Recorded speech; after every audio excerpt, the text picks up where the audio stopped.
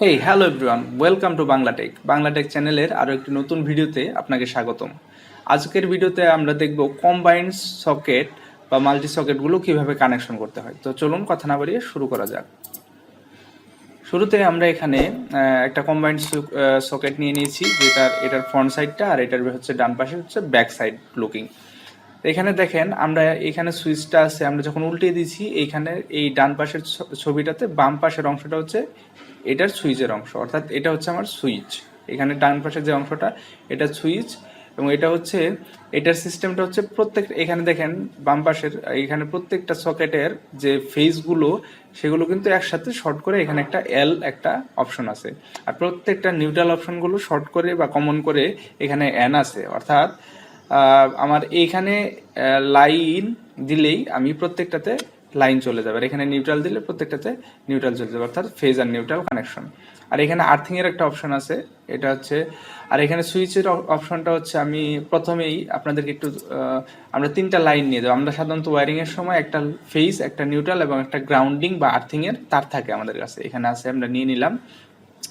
প্রথমে এটা হচ্ছে আমাদের সুইচের এক প্রান্তে আপনাকে সাপ্লাই দিতে হবে, আমরা দিয়ে দিলাম সুইচের এক প্রান্তে। এখানে লেখা আছে কম, অর্থাৎ কমন। এখান থেকে আমি আমার যেখানে ফেজ লাগবে যেখানে যেখানে সেখানে আমরা ফেজগুলো দিয়ে দিব। অর্থাৎ সুইচে ইন করলাম, সুইচের আরেক প্রান্ত থেকে আমরা কি করব, আমাদের এখানে ফেজটা দরকার, তাহলে আমরা এখানে ফেজটা কানেকশন করে দেব। আর এই ফেজটা প্রত্যেকটা সকেটের ফেজগুলোর সাথে কানেক্টেড, অর্থাৎ তাহলে একটাতে দিলে আমি প্রত্যেকটাতে পাচ্ছি। এখন আমার নিউট্রাল লাগবে, তাহলে আমরা এখান থেকে নিউট্রাল নিয়ে নিউট্রালটা কানেকশন করে দিলাম, তাহলে প্রত্যেকটা নিউট্রাল এখানে কমন করা আছে। আর এখানে আরেকটা অপশন আমরা দেখতে পাচ্ছি গ্রাউন্ড বা আর্থিং, তাহলে আমাদের গ্রাউন্ড বা আর্থিং এর তারটা এখান থেকে দিয়ে দিতে হবে। ভেরি সিম্পল একটা কানেকশন। তবে কিছু কিছু কম্বাইন্ড সকেট থাকতে পারে আপনার হচ্ছে এই লাইন বা ফেজ যে অপশনটা সেটা একাধিক থাকতে পারে, অর্থাৎ প্রত্যেকটাতে আলাদা দিতে হতে পারে।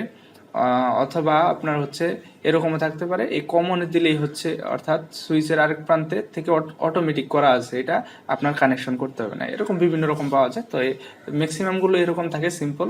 তো আশা করি আপনারা বুঝতে পারছেন ভিডিওটা। খুবই সাধারণ একটা ভিডিও ছিল। এটা হচ্ছে আমরা সাধারণত 13 এম্পিয়ার 250 ভোল্টের জন্য ইউজ করা হয়। এগুলো সাধারণত ফ্রিজ বা হেভি লোডের ক্ষেত্রে, পাওয়ার লোডের ক্ষেত্রে এই কম্বাইন্ড সকেট বোর্ডগুলো ব্যবহার করা হয়ে থাকে। তো পরবর্তী ভিডিওতে আপনাদের সাথে নতুন বিষয় নিয়ে কথা হবে। সে পর্যন্ত সকলে ভালো থাকবেন, সুস্থ থাকবেন। আসসালামু আলাইকুম।